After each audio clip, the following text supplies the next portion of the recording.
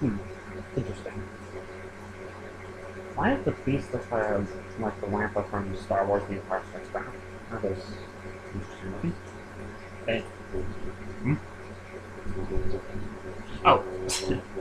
Hey, so yeah, just reading my new book I recently got at an antique store. So yeah, here we are, Seeking Round 7 here with the next commentary for Round 2 of Heroes vs. Villains. Sorry if this is a little late, I've been very busy lately. I decided I'll take a break from everything and take this time to do the commentary on the next round. Everyone seemed to enjoy this round, which I'm glad, because I was kind of worried that anyone would hate it. So, yeah, let's go ahead and get started. Again, I'm just playing the video while I'm doing this.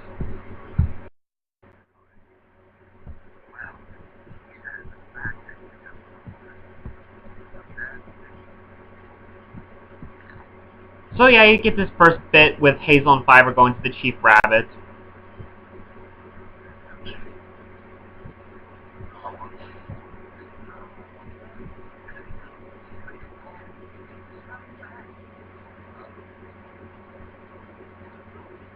Just for watching this at the moment.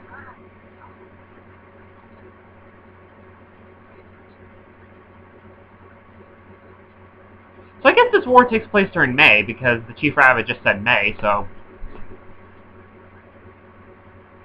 And Bambi shows up. Yeah, I guess I did edit this bit pretty well with, making it look like Bambi's actually hearing their conversation and all.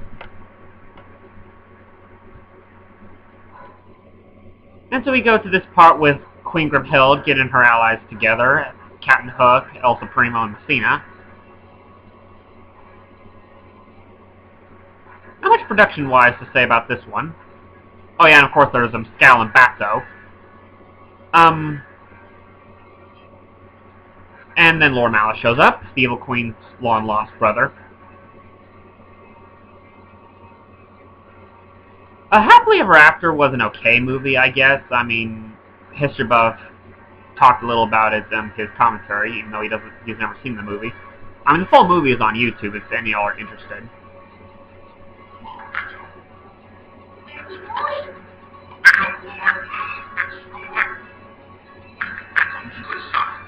Oh, interesting fact, the actor who voices Scal also voices Carl Fredricksen for Pick Us Up.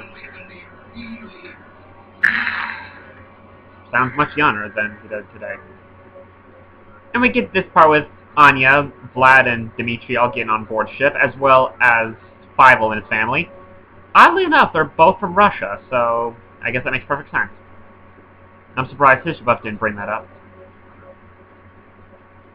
Here we go to this intense cutscene, which, hold on a second, let me turn this down a little.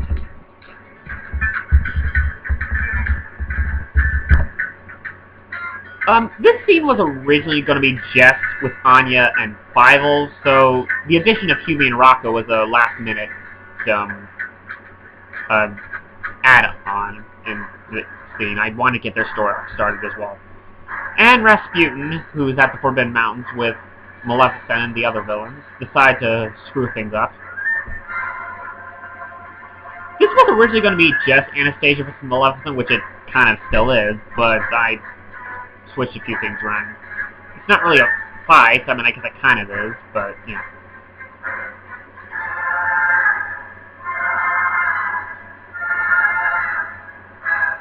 Just watching it now.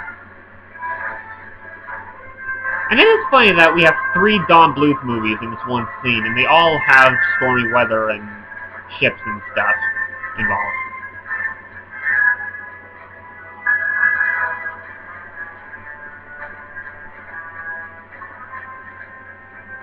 Yeah, An American Tail is a classic. I do like that movie. I mean, maybe not as much as Fievel Goes West, the second movie, but I still like it.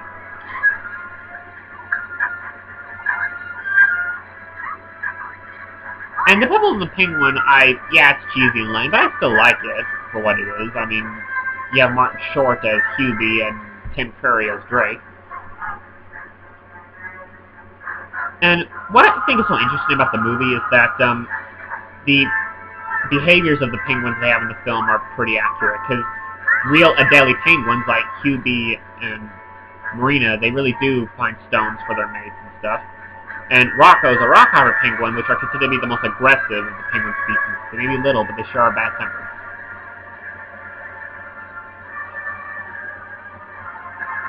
It's funny right there how Ace McKilliface syncs the music up to make it look like Rocco is doing the opera thing, that music bit. Yeah, can't talk today. Ace McKilliface is the one responsible for most of this music in this round. The only music that I put in was the Friends on the Other Side and the Snow White and the Huntsman trailer music. The rest of the music either he suggested or he put in himself when he helped me edit these fights. And he is really good at it.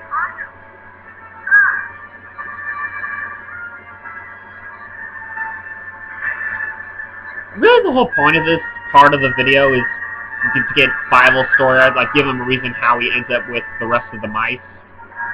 He gets separated from his family. And we get this bit with Anastasia seeing Maleficent's face, which y'all might want to remember this bit. It might be a key thing for later on in the tournament. Like, later on.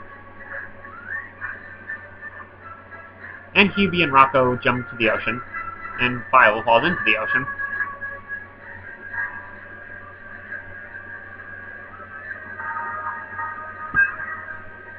Yeah, Don Bluth really did make a lot of great films. I do wish he made more. And I am really excited to use his films in this series, like The Secret of NIMH and The Land Before Time and all that.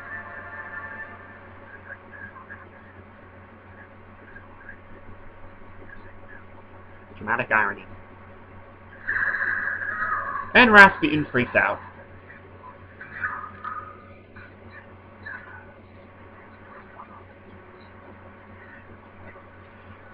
Yeah, I guess everyone seems to like the use of sound bits I put in this tournament so far, which I'm pretty proud of it.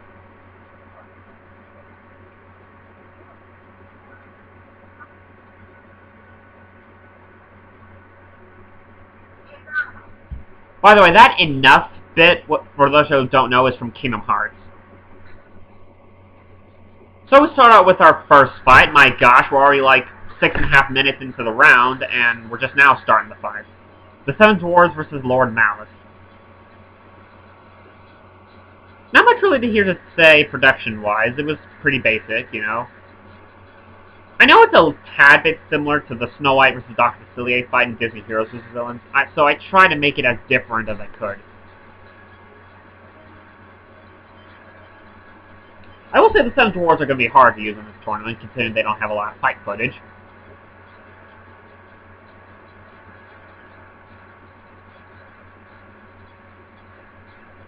I also want to thank Ace McKilliface for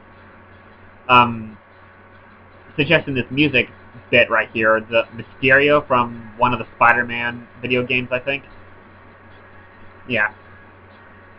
Yeah, you know, if you guys have any ideas for music I can use in future rounds, don't be afraid to suggest them in the music suggestion thing on the forum, under the Heroes vs. Villains subforum. As for Scal and Batso, they don't have a lot of footage on Happily Ever After, so you might not see them that much in this series. Which is kind of a shame, because I think they're comic relief. Despite that Happily Ever After wasn't really that good of a film, Scal and Batso, they were okay characters. I actually did enjoy them.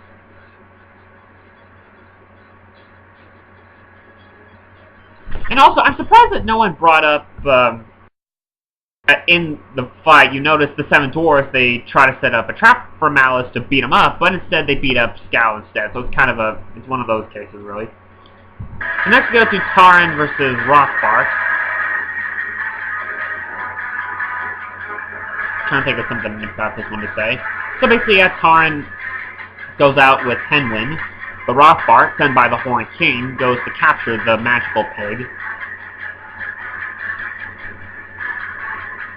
And he turns into the great animal. And also, another thing you probably want that y'all should know. Taran did not see Rothbart in his sorcerer form. He only saw him in his great animal form. So he technically doesn't know Rothbart. He only knows the great animal. So you might want to remember that.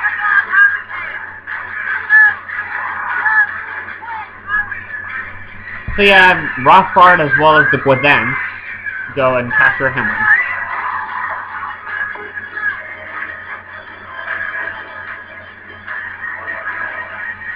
Yeah, that has to hurt. Tarn getting pwned by Rothbard. Next we have Kaylee and Garrett versus Frollo. Remember in my last commentary I stated that the Anastasia versus Hades fight I wasn't sure to include in round 1? Well, this fight was originally going to be in round 1, but I switched it with the Anastasia versus Hades fight, and I saved this fight for this round, which I guess was a smooth move. So Frollo comes to arrest Juliana, or Juliana, one from the other. And to be honest, I haven't exactly thought of a reason. I had a couple ideas, I'm not sure if they'll exactly work. Like, maybe Frollo thinks Excalibur is part of witchcraft, and since her husband, Lancelot, was involved with Arthur, he just goes to arrest the family members or something like that. I don't know. Unlike the nostalgia critic, I actually do like Quest for Camelot. I mean, okay, it's not great, but I still like it. I mean, I have it on VHS, actually. So, yeah. I mean, and some of the songs in the movie are pretty good. Like, you know, the song they play in the beginning of the movie, which sounds kind of similar to Circle of Life. Am I the only one that notices that? I mean, if you watch Quest for Camelot, then you might know what I'm talking about. And then Garrett shows up and beats living crap out of Frollo's soldiers.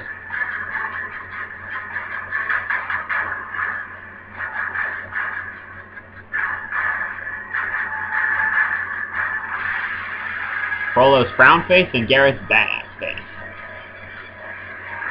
Next we go to Tak versus Jafar, which I gotta say, this fight was probably the hardest one for me to make. Because, for the simple reason, Tak does not have a lot of fight footage. Allow me to introduce myself. I am Jafar, the greatest sorcerer of the world, and ever known! Yeah, that was a good sound bit, I am certain, from the Hercules and the Arabian Nights. And Otto Small comes out and kidnaps Princess Yum Yum.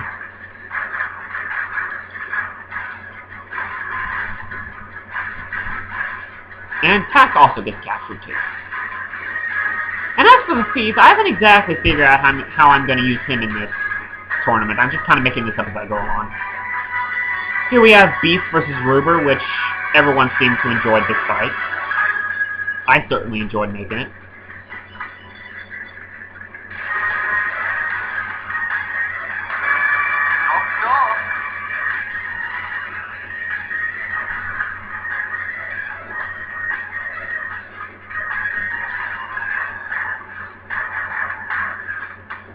By the way, about that bit I was telling you guys about for this book I got.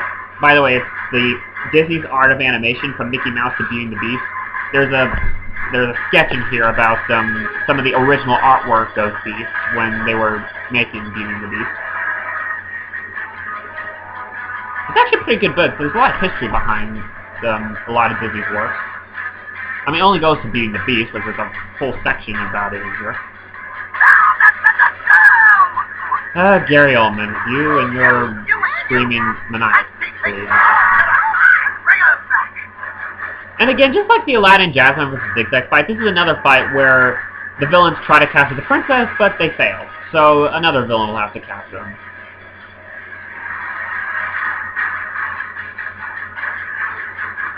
And this part I was not pleased with, because with Beast shoved the guards down, they were different guards, not the same ones, but no one seemed to care.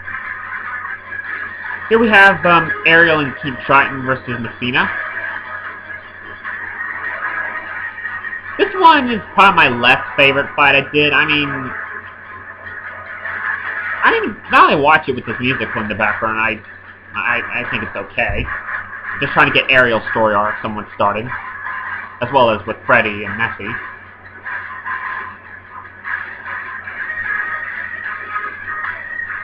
Yeah, the thing is with Freddy, he's only he's a young frog. The footage of him as a young frog is only like in the first 5 to 10 minutes in the movie, and holy cow, it's scary. So it'll probably be in the next. maybe a couple rounds later, we get to see Freddy in his FR07 form.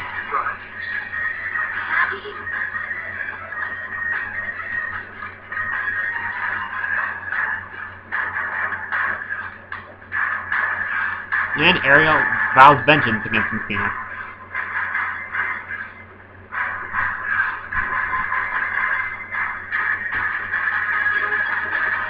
And finally we have Odette versus Dr. Facilier. This is the one everyone seemed to enjoy, especially history buffs. The inclusion of the Friends and the Other Side musical. I'll be honest, The Swan Princess is probably up there in my top 10, maybe even top 5 favorite non-Disney animated films. And I think it's very underrated because, and whoa, I paused it, very weird on Facilier.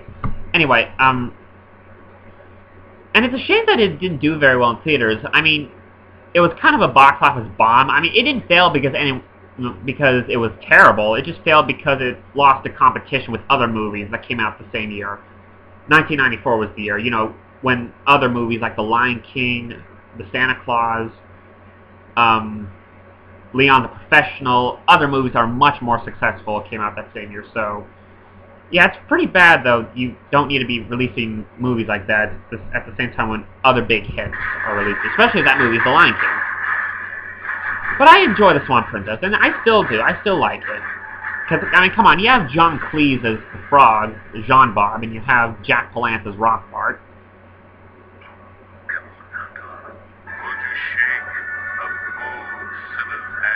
And of course, we get probably one of the most, if not the most, in the top 5 of the most awesome Disney villain songs.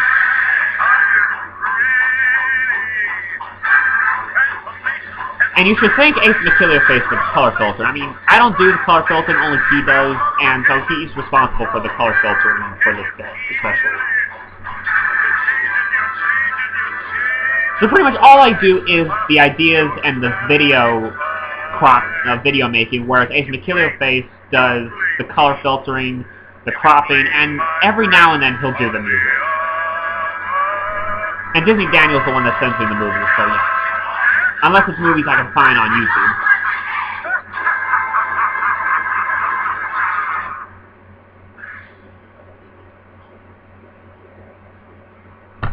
Another thing, and this is kind of random, about the Swan Princess. Am I the only one that thinks Odette is, you know, attractive? I mean, I'll be honest, she's probably up there in the top 10 of the most attractive of the non-Disney animated heroines. I'm just saying. I mean, she's just beautifully drawn and stuff. I mean, she has a beautiful personality, you know. Alright, now for the, epilogue, where we have Dr. Dawson find Fievel.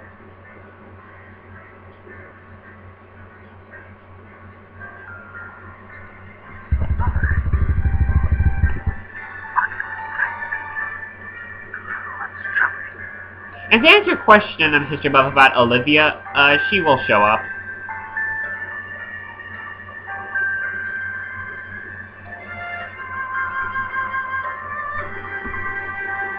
By the way, if you guys think this moment is a bit of a tearjerker, you have not seen a tearjerker yet, ladies and gentlemen. Wait till round 3. And a couple other ideas I have in the future. So here we go to Hazel Fiver getting the other rabbits together, you know, Bigwig, Dandelion, Blackberry, Pipkin, you know, basically the majority of rabbits who plan to go with them. And Bambi follows them as well. Elsewhere, Prince John, along with Shere Khan and Scar, are together. And then comes in Prince Froglip, a villain that both I and History Buff really do not like. I'll be honest, I really do not like this villain, but for the sake of Froglip fans, then yeah. I want to have them eating the dirt from under my fingernails! I'm so rough. Indeed. You know, I'll be honest, my only main excuse to include Scar and Shere Khan in this scene was to use those sound bits. Because that pretty much,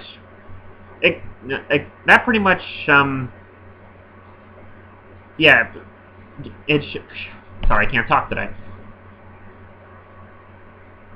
basically explains in its sound bits of what I and Tishua think of Froglip.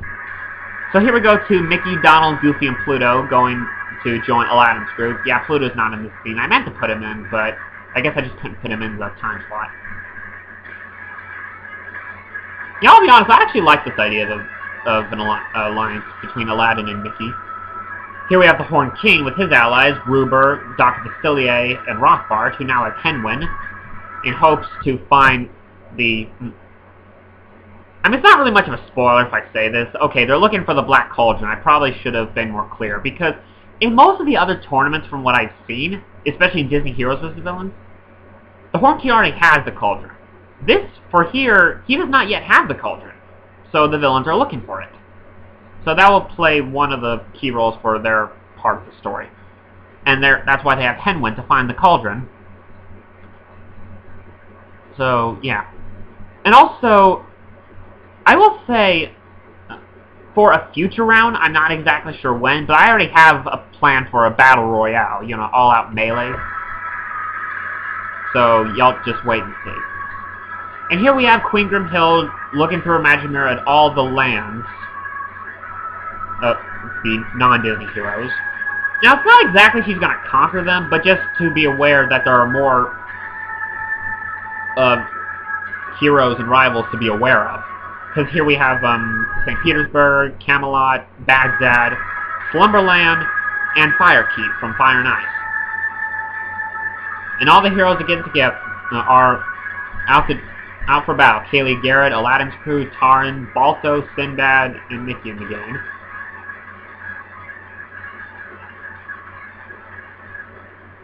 So yeah, that was round 2 of Heroes vs. Villains. Sorry if this commentary wasn't that interesting. I mean, I try to make my commentaries as interesting as possible, but yeah. It's kind of hard, though, when the YouTube thing is not letting me do my commentaries as how I usually do them. So I've got no choice but to do them as my video form. Yeah, this is CK Primal 7, and I don't know when round 3 will be up. I've only made 2 fights so far. Disney Daniel, he has quite a few movies to send me. He's doing... BitShare is not allowing me to download movies anymore for some weird reason. So, yeah, so Daniel's gonna... He's already sent me a couple of the films I need through my email, so he's gonna try to do it again later when he can. So, yeah, this is CK Primal 7, and have a nice day.